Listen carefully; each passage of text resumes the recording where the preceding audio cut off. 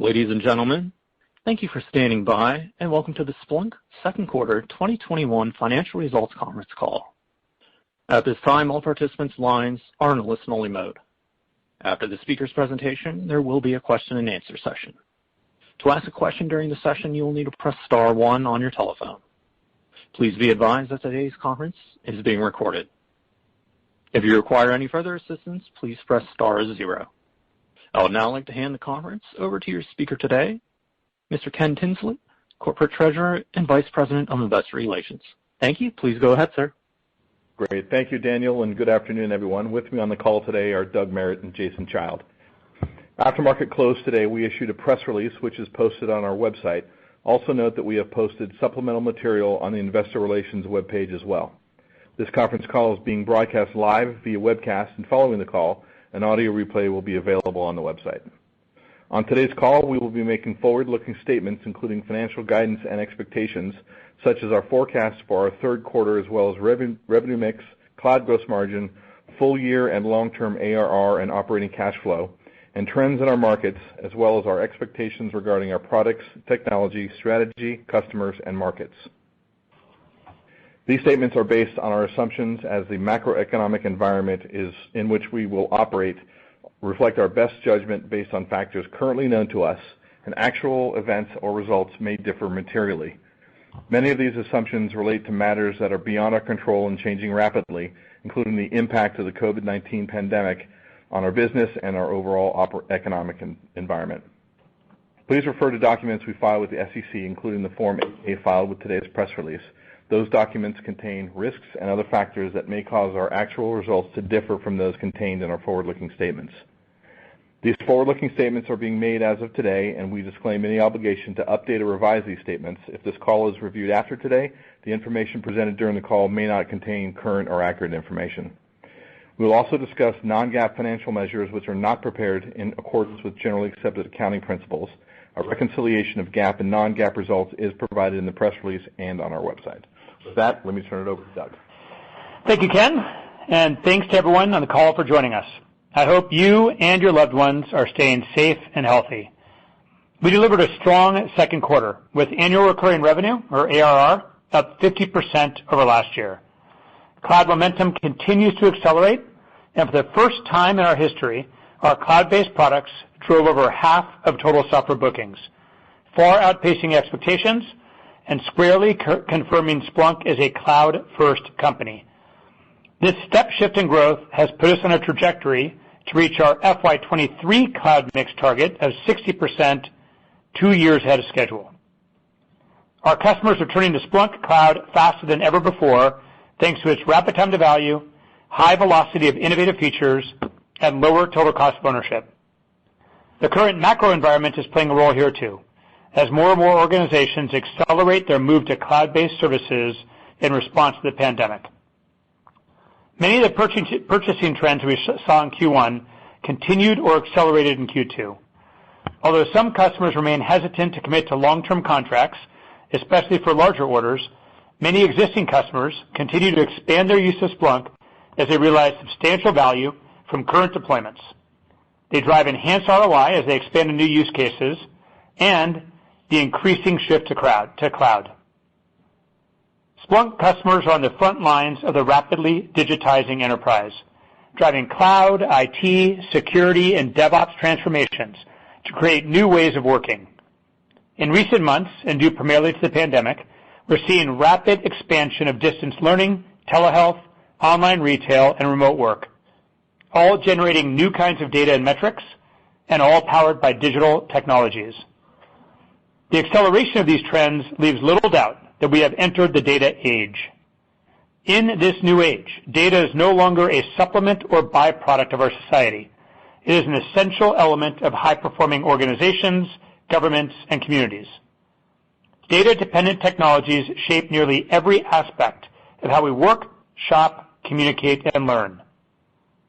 Splunk is leading organizations into the data age with a cloud-first mindset. Hopefully you saw today's announcement about the appointment of Sean Boyle to our board of directors. Sean brings deep experience in scaling multi-billion-dollar cloud organizations, most recently as Vice President and CFO at AWS. and we are thrilled to welcome him to Splunk as we continue our cloud journey. In Q2, we announced that Splunk Cloud is now also available on Google Cloud, offering our customers increased flexibility and choice for real-time visibility across hybrid and multi-cloud environments. Since that announcement, we're seeing strong traction with a limited availability release and are working with our first set of production customers. And we continue to build on our strategic relationship with AWS, with the AWS Service Ready program, Lambda Ready, which recognizes Splunk's proven solutions for customers to build, manage, and run serverless applications. We also rolled out a series of enhancements that extend our cloud capabilities and strengthen the foundational technologies of our unified platform. The latest release of Splunk Data Stream Processor, or DSP, leverages the most advanced streaming capabilities from Apache Pulsar, the best-of-breed open-source software from the founders of Streamlio, which we acquired last fall. DSP 1.1 continuously collects, processes, and delivers data to the Splunk platform or other destinations, on-premise or in the cloud, all within milliseconds. With DSP, we are now the only technology provider that has introduced machine learning across our full platform, including streaming analytics. Our online machine learning approaches are state-of-the-art, with entirely novel approaches to deployment and ease of use, and when applied to the stream, enable customers to break the volume, cardinality, and speed barriers that offline batch processing presents. Ultimately, our unified platform approach to machine learning enables customers greater ease with data quality and with data ingest. In Q2, we announced a general availability of Mission Control. This new security product services key SIM functionalities by providing the foundational elements to perform advanced detections and investigation, streamline security operations processes, contain and remediate threats, and gain visibility across your entire security infrastructure through powerful integrations, all, of course, in the cloud. Next, our accelerated release schedule for IT Service Intelligence for Splunk Cloud enables us to deliver a centralized framework for monitoring and investigation in one view, and enhanced service monitoring and event management features to support large-scale deployments. Finally, Splunk has also expanded connected experience capabilities to support popular mobile device management providers, including MobileIron and VMware AirWatch, to securely deploy Splunk Mobile at scale and bring Splunk solutions to an increasingly mobile workforce. I'd also like to take a moment to celebrate the open source community and Splunk's increasing involvement in giving back. Splunk is now the #1 contributor to OpenTelemetry, which is the second largest project in the Cloud Native Computing Foundation, only behind Kubernetes. We have no doubt that open source is an indispensable component in the software and services world, and we continue to embrace a growing number of open source projects within our Data to Everything platform. Stepping back, all organizations are on a journey to bring data to everything, and Splunk's mission is to remove the barriers between data and action so everyone can thrive in the data age. We want to be the strategic partner for our customers as they accelerate their digital transformation initiatives and shift to hybrid and multi-cloud environments. Here are a few highlights from the quarter.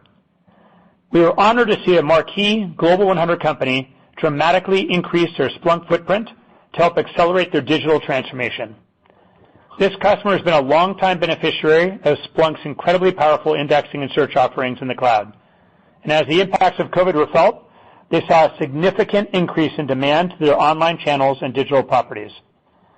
Renewing this portion of the Splunk offering using workload-based pricing provided the customer with flexibility, confidence, and clarity during unexpected growth, while Splunk Cloud provided unparalleled scalability and performance. In addition, to support their deep commitment to consumer experience, this customer chose Splunk and our unmatched capabilities of metrics, traces, and logs to provide observability across their digital channels for the highest quality digital consumer experience. Their increased commitment to a broader software portfolio further cemented Splunk as their Data to Everything platform. Secondly, serving nearly 400,000 students, Chicago Public Schools is the third largest school district in the United States. They've been a Splunk Cloud customer since 2015, and with the emergence of COVID-19, recently further expanded on Splunk Cloud to help support their shift to remote learning. With Cloud, Chicago Public Schools improved their visibility into remote learning challenges, helped to better serve both students and teachers across the Chicago metropolitan area. California Polytechnic State University, San Luis Obispo, or Cal Poly, expanded their use of Splunk Cloud and Splunk Enterprise Security so they could better address increased phishing activity brought on by COVID-19. Cal Poly is training their students on Splunk to take the lead as first responders and protect their virtual campus, allowing them to review suspicious emails, block compromised portal accounts, and resolve malicious attacks, all in only a few hours. Yale New Haven Health System, ranked among the top hospitals according to U.S. News & World Report's America's Best Hospitals listing, became a new Splunk customer after trialing our Remote Work Insights offering. Now, Yale New Haven Health System can leverage the power of Splunk Cloud and Enterprise Security to combat threats with advanced analytics at scale. These impressive customer wins underline the importance data plays as organizations scale their virtual environments.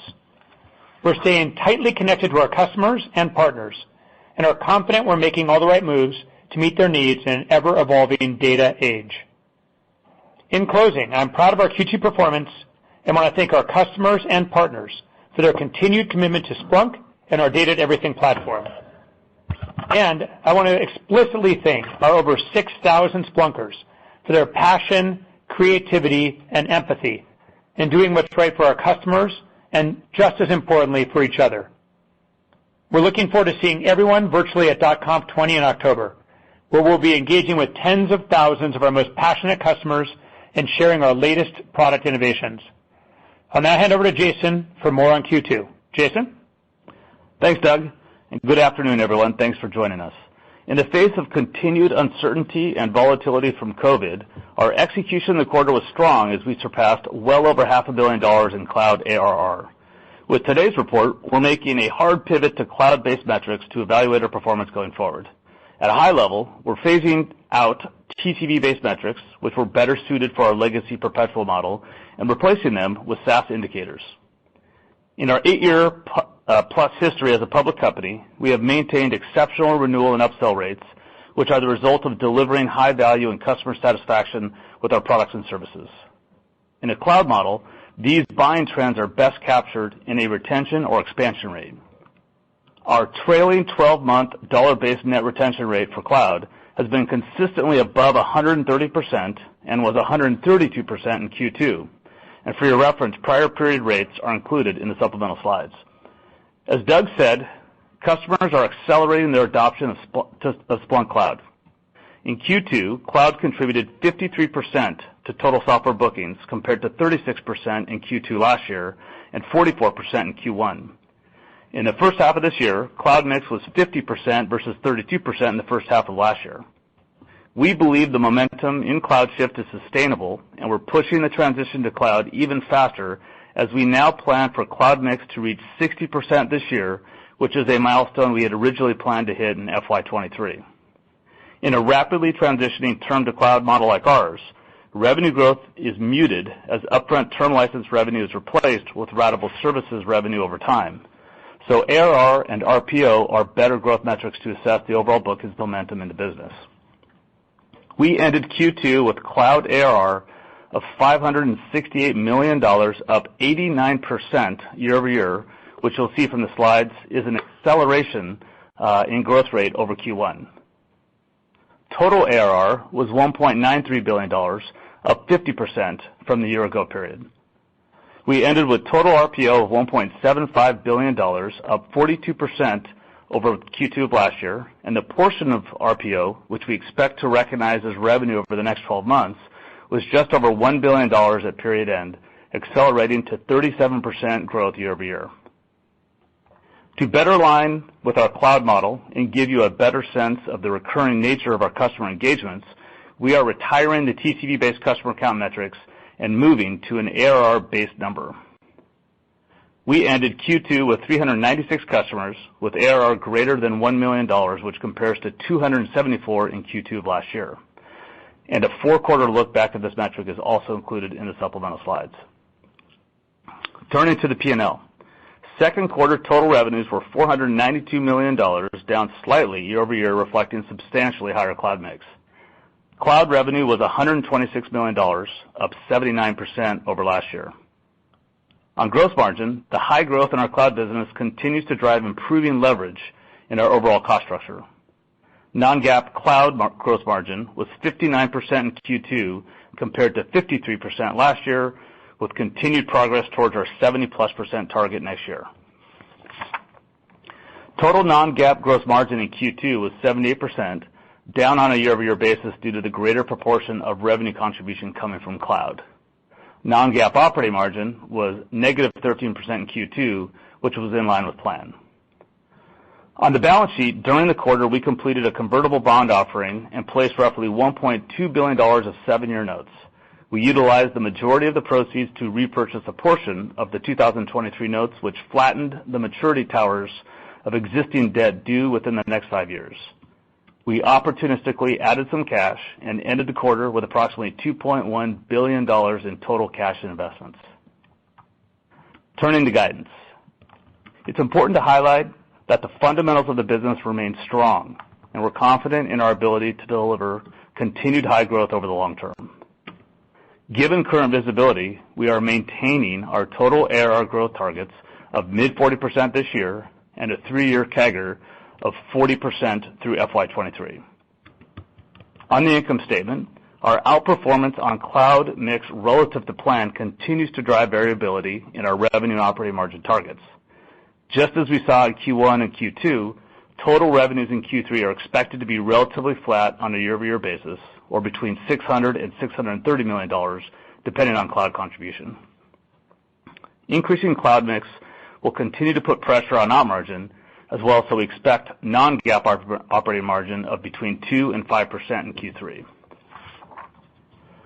Current year operating cash flow is tracking ahead of plan, and we now expect it to be slightly better than last year. Operating cash flow should turn positive in FY22 and will reach the $1 billion target in FY23. In closing, our cloud transition is substantially ahead of our plan, and we're leveraging current trends to accelerate it even faster. With cloud ARR now over $500 million and total ARR nearing $2 billion, with both growing at high rates, we are rapidly building one of the fastest-growing SaaS businesses at scale. With that, let's open it up for questions. As a reminder, to ask a question, you will need to press star 1 on your telephone. To withdraw your question, press the pound key. Please stand by while we compile the Q&A roster. Our first question comes from Kash Rangan with Bank of America. Your line is now open. That's an unbelievable quarter. Congratulations to the Splunk team. Doug, clearly the business is hitting a tipping point at scale. It's rare to see a software company of your size grow this rapidly while pivoting to the cloud and manage all these transitions. So much appreciated. The question for you is, as you look at digital transformation, how strong are the tailwinds for digital transformation as it relates to your cloud business, and how sustainable is this cloud growth? And one for you, Jason, very quickly. Can you revisit very briefly how we get to that $1 billion in cash flow, and what are the levers and what are the assumptions behind getting to the $1 billion in cash flow in fiscal 23? That's it for me. Thank you so much. Kash, thank you as always. There's no doubt that the macro environment is helping propel our cloud transition. However, we all have seen this quarter other pure SaaS plays that saw flat or decelerating cloud momentum. Well, we went from low 80s to 89%. So there's got to be more at play besides just the macro. I think there's a handful of things that are really helping us right now. I think our willingness to step up big with a $1 billion+ investment in observability, and you all know that our observability suite is cloud only, certainly is helping there. We've been very, very pleased with the continued progress and success of what we're doing within observability. Our continuous focus on portfolio expansion and adding elements like streaming to the portfolio, I think, is another nice tailwind for us. And our teams, I just want to call out the human execution. As you can all imagine, in this environment, while there's a lot of glowing reports, there's a lot of businesses under a lot of pressure. And there's increasing scrutiny on spend, increasing hurdles, and seeing our teams continue to put their heads down and push through this environment so we can help our customers, I think is an element of that as well. Cash, on the billion-dollar cash flow question, I'd just say at a high level, the way we're going to get there is really just by returning to where we've been in the past.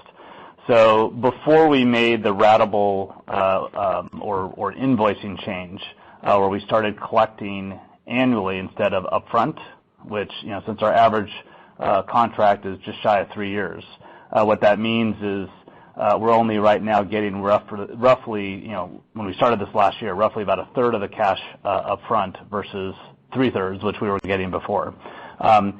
We will stop lapping that change by middle of next year. We started it last year, and moving from 1 to 3 years, or from 3 years down to 1 year collection means that it takes us 2 years to lap it. And so when we come out the other side, which will be in Q3 of FY22, the inflow will then be right back to the level it used to be. If you go back in history, I think it was 2013 through 18, we had cash yield as a percentage of revenue was actually between 20 and I think 24% every one of those years. And so if you look at our ARR targets, and I think cash you should be looking at as a percentage of ARR as opposed to revenue because of the revenue recognition differential. When you apply that 20% to our ARR target by 23, you get to roughly $1 billion. So take the 20% on the roughly $4.5-ish billion ARR by end of FY23. Thank you so much. Real standard compared to pure play monitoring tools that are a fraction of your size, but you outgrow them. Thank you so much. Congrats. Thank you, Cash. Thank you. Our next question comes from Keith Weiss with Morgan Stanley. Your line is now open. Excellent. Thank you for taking the question, guys. And also, congratulations. It's really nice performance in what is still a very difficult spending environment out there. And it's really great to see that transition to the cloud taking place so aggressively. So 2 questions around that. One, I understand the environment's helping sort of push more people to the cloud, the observability suite. Is there anything that you guys are doing proactively to push customers in that direction, or maybe to incent your sales guys more aggressively in pushing people to the cloud? Number one. Second question is, now that we're getting to that 60% target so much earlier, does that have any impacts on sort of the model and how we should be thinking about the progression over the next couple of years towards that sort of end state, maybe not end state, but towards that 40% CAGR and that $1 billion cash flow target? Are there any impacts in sort of how we get there or sort of the shape of the curve? When I kick off on the more qualitative aspects, we have, as we've said in past calls, we have been modifying year over year the commission plan to initially we're just trying to make the ratable vehicles at least on parity with perpetual. Then we eventually got to the point where perpetual is less desirable, but we were trying to keep cloud and term neutral. And this year we made cloud more attractive than term. We have seen without a doubt that it's significantly better for our customers when they're deploying cloud. Their time to value is decreased dramatically. The velocity of features, as you'd expect on cloud, is significantly higher.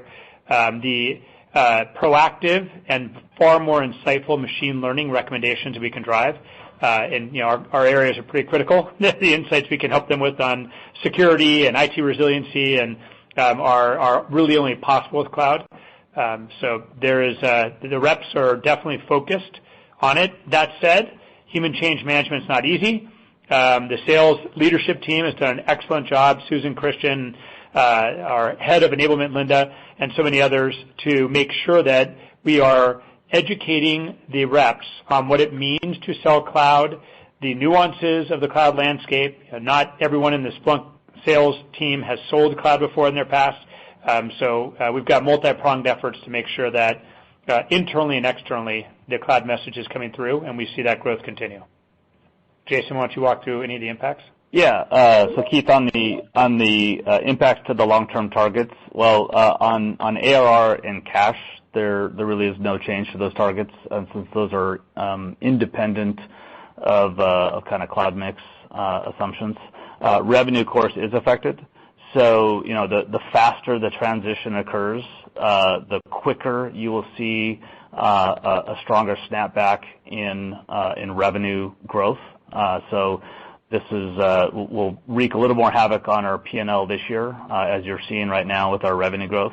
But you'll see a quicker rebound, I would say, next year and into 23. But no change to ARR and cash. Excellent. Thank you so much, guys. Thanks, Keith. Thank you. Our next question comes from Raimo Lenschow with Barclays. Your line is now open. Hey, thanks. Congrats from me as well. Quick one on, let me stay on the cloud for one more question. If you look at your cloud portfolio, now we have Signal and Omnition on there, but we're still in the early stages. So how do you think about the further drivers for customers to kind of adopt your cloud offering? As you get the new UI later this year, you have Signal on there as well, which broadens the TAM, et cetera. Like, could we see like an acceleration there? Like, how do you think about like the sales force being more motivated and the product, the cloud product getting broader? And then one question for Jason. If you think about like you gave us a CRPO and that accelerated, but then we kind of also calculate like a bookings number.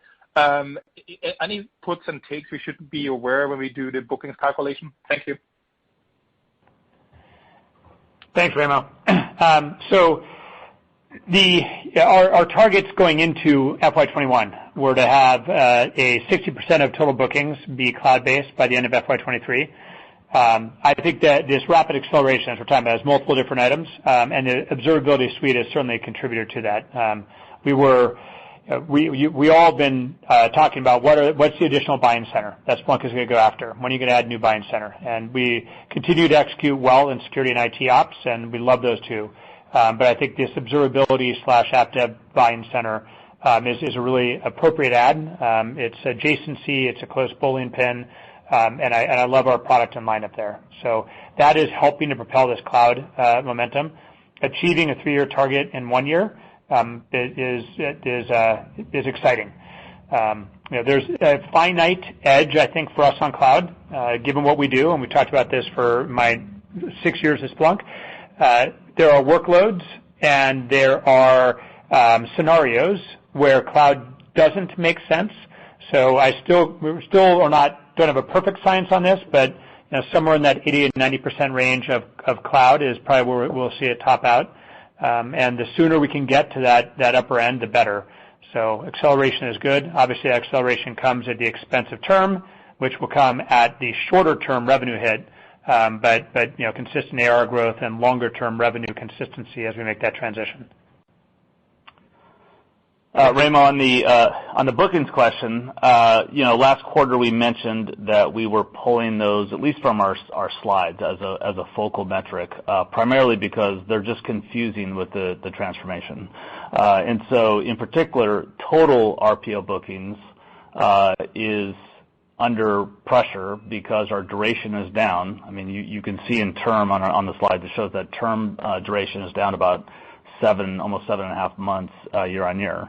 And that's primarily because a lot of customers are not wanting to commit to longer term contracts because they're interested in cloud. And so that makes the total RPO bookings number look low. ACV, though, continues to be very, very strong, which, the best translation to ACV is just ARR. And you can see ARR continues to be very strong.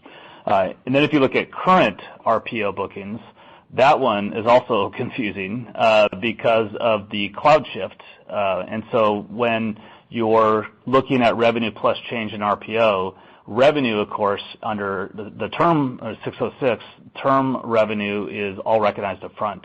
And so a year ago, we had a much higher term mix. So you have much more revenue booked up front, which would mean that if you're selling a 3-year deal, you're booking all that revenue up front, and then you're adding the change in RPO. And so the problem is with a higher cloud mix, you have less revenue and you're not pulling in those periods of revenue that really relate to beyond the next 12 months. So that's why we really recommend just look at the two most important growth drivers are what is the ARR growth, which is kind of the durable growth that our revenue will be delivering over the next 12 months, and then how are we building more backlog and unbilled through RPO. And so those two metrics really give you the growth picture, and that's what we're focused on. Perfect. Thank you. Congrats. Thanks, Raimo. Thank you. Thank you. Our next question comes from Brent Thill with Jefferies. Your line is now open. Thanks, Doug. A couple of questions just on the business trends you're seeing. Maybe if you could just talk to, what you've been seeing, throughout the quarter and kind of to now. And I think Salesforce pointed out last night that things seem like they're getting better every week. And just curious if you would agree with that statement. In general, kind of how you look at the pipeline, how you think things are building back. And then real quick for Jason, you made some great price pivots, seems to be resonating well. Any more color on the pricing side and how that's being accepted among clients and sales in the channel would be helpful. Thank you. Absolutely, Brent. We definitely don't see a super clean, clear, rosy picture going forward. What we saw throughout Q2, and especially towards the end of Q2, is significantly more scrutiny on any spend at all, on all deals. It wasn't just any Splunk deals. A constantly changing environment of approvals, with last-minute approvals being thrown in unexpectedly. There were a number of deals we saw in the quarter where our economic buyer, who in the cases I was aware of was the CIO or the CISO, a significant senior exec, who had budget, signed the docs and said, let's go, have finance and procurement tell them, nope, the board wants to review it, the CEO wants to review it again, the CFO wants to review it again.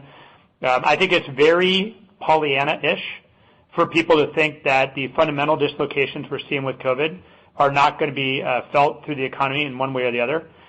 With the chaos of the election, with stimulus variability, I think we'd all be pretty surprised if we had a super neat V and we just were all marching toward a positive, upbeat drum Q4, Q1, Q2. So we remain extraordinarily focused on diligent execution. The rigor on sales continues to go up and up and up, which I think goes back to some of my call-outs to that team. They really have kept their heads down and are doing phenomenal work to make sure that they execute the way that they need to.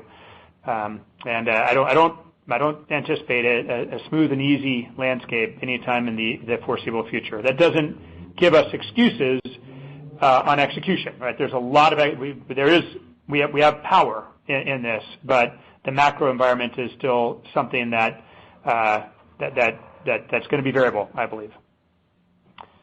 And on the Brent, on the pricing question, I would just kind of echo what we said in the past, and that is very strong receptivity because we're now, we're providing way more clarity than we've done in the past to enable customers to be able to predict exactly what their price will be as they continue to increase the data volumes that they push through Splunk. And in particular, folks have really reacted positively to the kind of instance-based pricing, so Splunk Virtual Core for cloud or vCPU for on-prem. And those are both very well received, very, very high acceptance rates for customers that have been offered the options that have accepted that. The second thing I would point out, though, is that it is still relatively early innings because the way, since virtually every one of our customers is under contract and they're typically under multi-year contract, they're not going to see the new pricing unless they are up for renewal or if they're beyond capacity. And so since we've been in this program for not quite a year, close to it, and since the average customer contract is between 2.5 3 years, think of us as being probably roughly somewhere between a third to a half of our customers have actually seen this. And so very much liking what we're seeing from customers, but I think we still have a ways to go in terms of awareness and then continuing to refine the program as we go. Great. Thank you. Thanks, Brent. Thank you. Our next question comes from Phil Winslow with Wells Fargo. Your line is now open. Hey, thanks guys for taking my question, and congrats on just another great quarter. Sticking, I guess, with one of the themes of this call, of the idea of sort of expanding beyond the index, for lack of a better term, I wanted to focus in on DSP because we've a lot of questions already been asked on observability. So, Doug, can you give us an update on DSP, and what are you hearing from customers in terms of sort of how they're thinking about DSP and I guess Pulsar now with the 1.1 release, in terms of call it, whether it be front-ending Splunk, DSP as a platform for itself, or potentially even interacting with the observability suite. Thank you, Phil. Yeah, it's when I think about our portfolio, and I think we've been framing this way for a couple of years now, but I just want to reiterate. I think about 4 different areas. The foundational area is the platform, and that is there to serve any use case, with our 3 targets being the other 3 areas of the 4. The cyber team, the infrastructure management / IT ops team, and the app dev / observability teams. And we view DSP as part of that platform. And the move beyond the index was, it's awesome. The index still is incredibly powerful. It remains, I think, unique in the world and the industry as being the only storage vehicle that elegantly demands no upfront structuring of data and still is able to provide structure and meaning with that data at time of query. So that remains critically important to the portfolio. But there's more to the world than indexing, which is why we leaned in with stream processing. It's why you'll find elements like Druid in our cloud stack to help with more classic multidimensional data. So we view this landscape as very complex and robust. We clearly are open source friendly at this point in time, with things like Flink, Pulsar, Kafka as typical and well-mannered elements within the development team. And we view streaming as a critically important initiative for the company. It dramatically enhances and increases the scale and efficiency of the observability suite. We are seeing petabytes of data being managed by DSP to make sure that there are highly accurate, no sample, no drop metrics and traces being extracted effectively. It clearly is a whole nother platform to do processing on. Not only is there really intelligent transformations and enrichments that are happening on the data in the stream that help reduce the size and scope of data wherever it lands, but our stream-based ML is unique. And then there's all the orchestration, automation, interrogation, other elements on top of that stream. So it's becoming a pretty indispensable and non-elective portion of the platform portfolio. And you'll see DSP continue to get more and more wound into the different solutions that we target toward those 3 buying centers. We remain very bullish on the opportunities that observability gives us and new platform components like streaming, and think that those are some of the fuel that we're seeing for our ability to continue to maintain high growth. Awesome. Thanks, guys. Congrats again. Thank you. Thank you, Phil. Thank you. Our next question comes from Matt Hedberg with RBC Capital Markets. Your line is now open. Great. Thanks for taking my question, guys. Doug, wondering if you can comment a little bit more specifically. I appreciate your macro comments to a prior question, but is COVID actually accelerating the adoption of SaaS? And I'm also wondering, if that's also having an impact on new customer addition or new customer adoption. I know this is not a great environment for new customer adds, but curious where Splunk Cloud is being deployed. Is it within your base, or is it actually accelerating some new customer adds? I do. In the macro arena, I absolutely think that COVID is accelerating cloud globally and for organizations like us.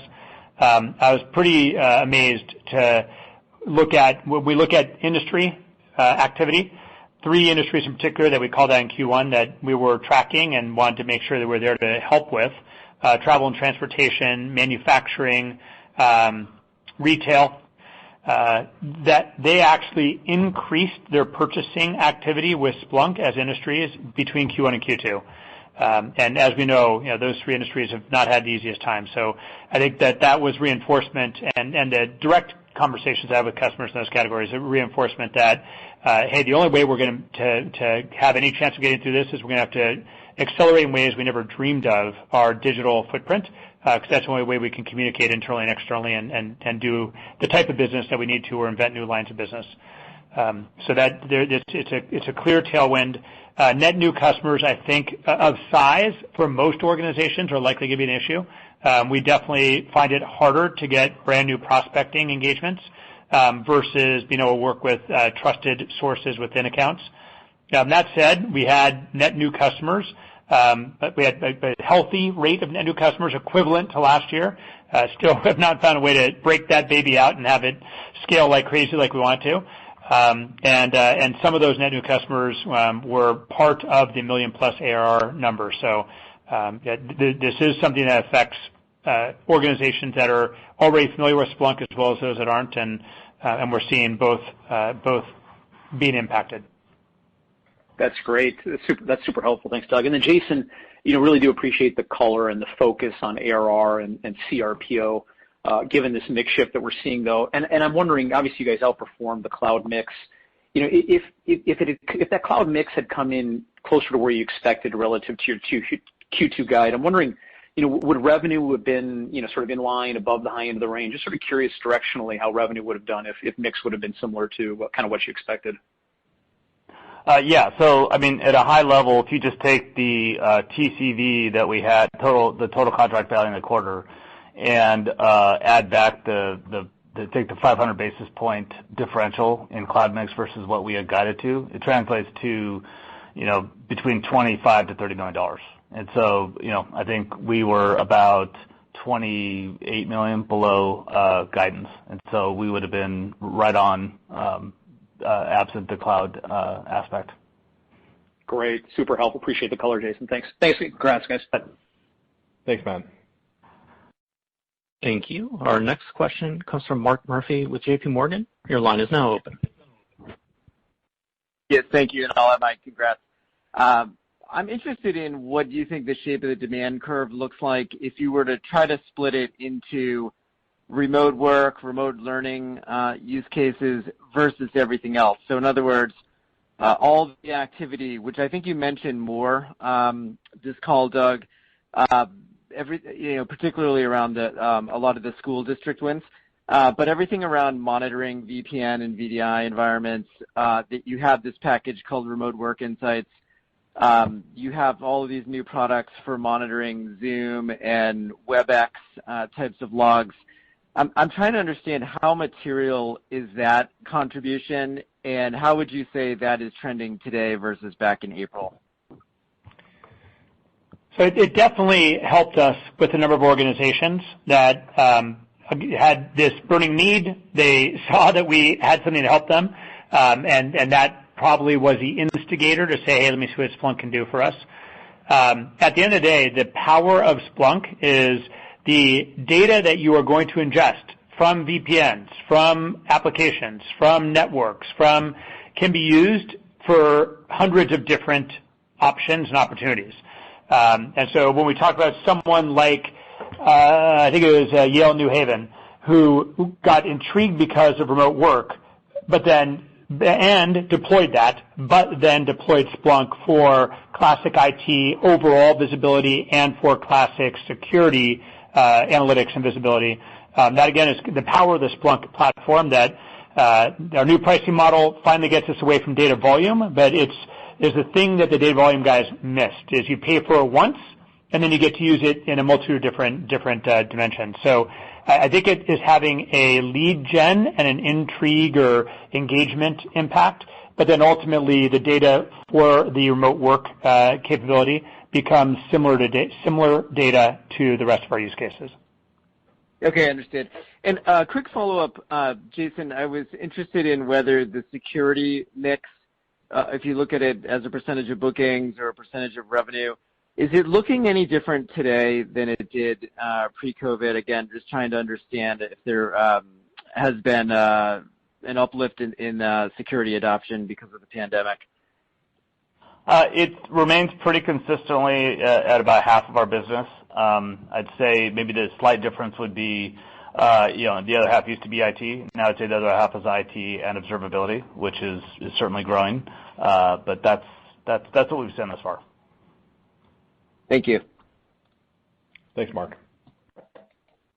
Thank you. Our next question comes from Fatima Boolani with UBS. Your line is now open. Good afternoon. Thanks for taking the questions.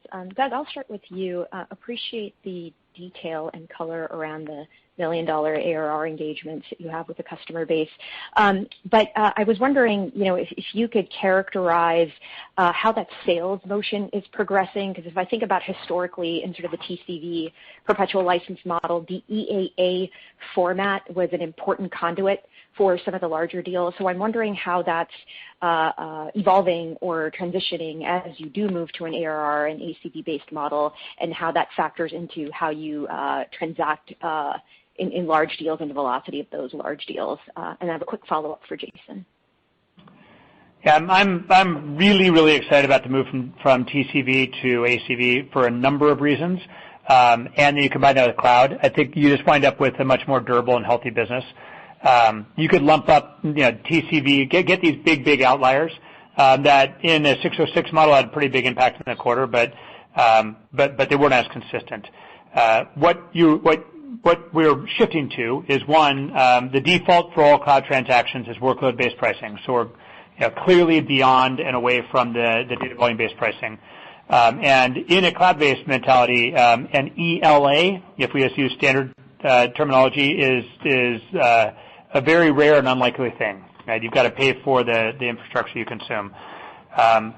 So the workload pricing combined with this portfolio approach, we've got a security portfolio, an IT portfolio, an app dev portfolio, observability portfolio, and then this platform portfolio. I think that ARR is the way that will continue to be driven is land with a meaningful contract that is either platform or one of those portfolios, and then expand within that portfolio, make sure that security is using all the facilities, and that consumes more workloads or more users, depending on the portfolio, and then begin to do the effective job of traversing other departments. So we view that ARR figure, and that's why we wanted to make sure that we also came forward with the dollar-based net renewal rate for you guys as two really important and complementary aspects of what the field needs to focus on. Land, you drive to a $1 million+ ARR, but that's going to come through effective renewals and the right dollar-based net renewal rate. That's super helpful. Thank you so much for the detail. Jason, for you, we appreciate that you're sort of coming up on the cusp of a pretty large wave of term renewal business. So I'm thinking back to 18 and 19 when the term license modality really started to kick off. So as we think about sort of fiscal 22, fiscal 23, and that stable of term renewal business, how do you see that, I guess, modulating with cloud accelerating, with existing customers opting for maybe a cloud-based procurement and consumption model? Can you help us with some of the assumptions that you're operating under as some of these conversions potentially happen in the base? And that's it for me. Thank you. Thanks. That's a good question. They're all good questions, but that's a tricky one. Thank you. I would say the model that we're using assumes that, yes, we have a significantly growing renewal base, which is certainly a tailwind to our ARR growth, as we've talked about in the past. And that renewal base is growing substantially, really next year, then even more the year after.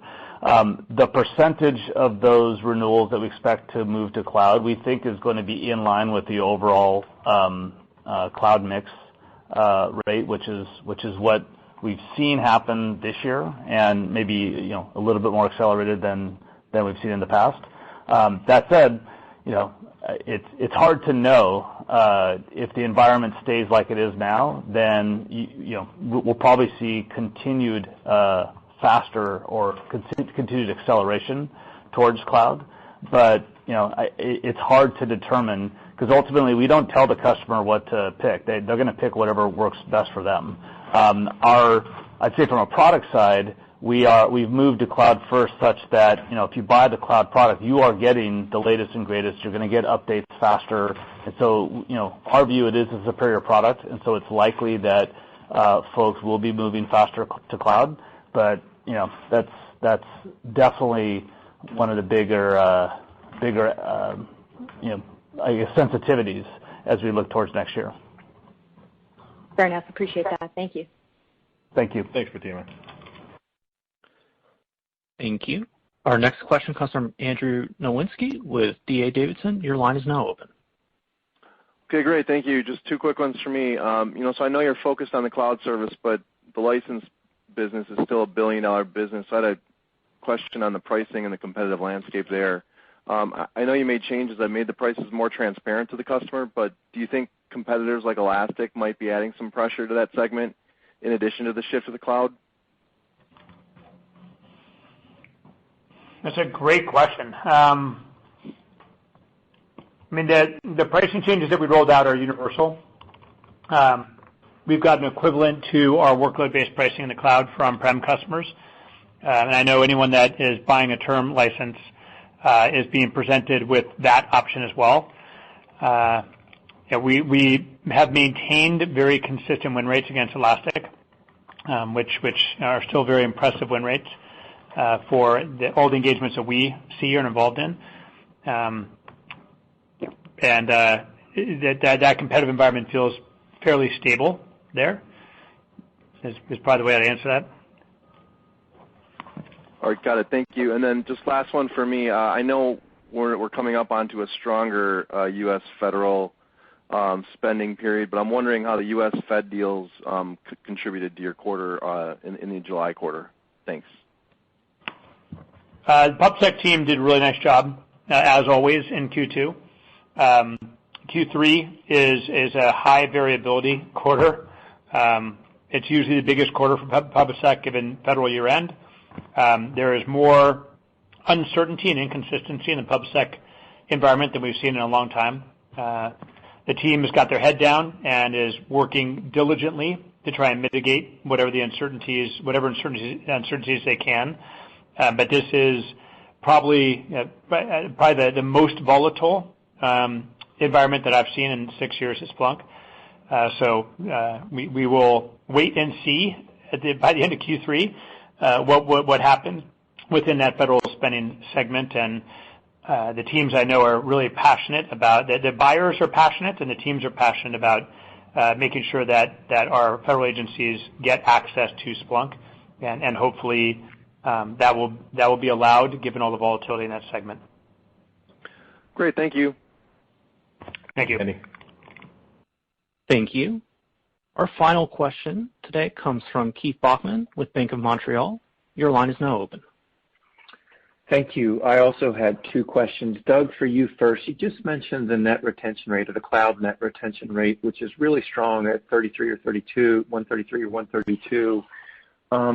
What would that be for the total AR, though, and that's the cloud AR? Or is the reason you're suggesting that is because you have the transition mix, which skews the data set on the cloud AR? And as part of that do you think that 133, 132, is that a durable type of number? Yes. So we actually purposely gave cloud because it is durable. The performance overall was meaningfully higher than it was in cloud. But we know that a portion of that is the benefit that we get from the perpetual and the perpetual license base moving to term. And Jason can go in a little bit more detail, but we want to make sure that we gave something that we felt was going to be consistent going forward, and we expect the overall net retention rate to actually come down from its higher levels, whereas cloud should maintain. Yeah, I'll just add on that because there is a higher average selling price with the hosted cloud solution versus the on-prem solution, customers moving over to cloud are going to see like an initial one-time boost, and then over time they should be growing at the cloud-based net retention rate. So we thought showing the higher number when it's conflated by customers that are making that switch over to cloud makes it a little bit high. The best way to measure it over a longer period of time is to look at the cloud net retention rate. Customers that were buying cloud a year ago, where are they today? That's exactly what we put in our slide deck, the 132. Okay, well, it's still really really strong retention rate, so that's great. Jason, my follow-up question is on cloud gross margins. You've seen the transition, as you said, the cloud transition happen a bit faster. How should we be thinking about the cloud gross margins in particular? Yeah, that's been an ongoing effort for a couple years. A lot of progress has been made by Tim and Sender's team, in particular on margin. So, yeah, I've talked in the past about how there's a lot of work that was being done first on building a stateless architecture, so you could separate compute storage from compute processing and pricing. That's what step one. Most of that work's pretty far along. There's also building kind of multi-tenant architecture so that we can actually focus on the best price for whatever the service is. That's probably a little bit earlier in process. And then I think there's certainly effort also in just getting better overall terms as the size of the business increases, and we're able to negotiate better discounts. And so the combination of those three things is why we're confident in being able to get to a 70+% gross margin structure over time. We believe we can hit that by the end of next year. We expect to hit above 60% by the end of this year. But that said, it's something that we started roughly 2 years ago. I think we mentioned in the past that it was as low as 30%. And so it's really mostly just execution-oriented work. The reason why most other cloud businesses that you look at that are offering similar services to us are typically in the 70+% range is because they've already done that work, or maybe they were native to cloud and so they were built that way. But from our perspective, it's definitely not innovation work, it's execution work, and we're confident that we can get to those 70+% targets in a year and a half or so. Okay, great. Many thanks. You bet. Thanks, Keith. Thank you. Ladies and gentlemen, this concludes our question and answer session. I would now like to turn the call back over to Doug Merritt for any closing remarks. Thank you. Hopefully, as you all have seen by our consistent results over the past few quarters, we remain maniacally focused on the willingness to run headfirst into difficult transformations, because that's what's necessary for our customer success and for the long-term durable success of our company. And while we do that, to simultaneously stay very rigorously focused on execution so we can drive consistent results. I think we're all really pleased and excited on the Splunk side at the monumental progress we made in cloud over the past 5+ years as we started from nothing and learned a lot of lessons, and I think built a very interesting business. The macro environment is something that is a little bit out of most of our control, but the category demand is incredibly healthy. The macro is driving some of the fundamentals that we believe we're going to manifest one way or the other, just a little bit more quickly. And I am increasingly more and more confident that the breadth and scope of our portfolio, combined with the needs of the market and our ability to both take risk and manage that risk through execution, is what's driving us to have the growth rates that we have. I would urge you guys to compare other companies at the 2 billion ARR metric, or I guess 1.925 on our side, and their growth rates. And I think you'll come away with the same appreciation that I have, that we are a unique standout in our ability to grow irrespective of transformation. And then when you add in the magnitude of the transformations we've been driving, my hats are off to every single Splunker, our partner ecosystem, and the graciousness of our customers to continue to support everything that we're trying to get done. And I continue to thank all of you on the call for your belief and support in us as a company. Ladies and gentlemen, this concludes today's conference call. Thank you for participating. You may now disconnect.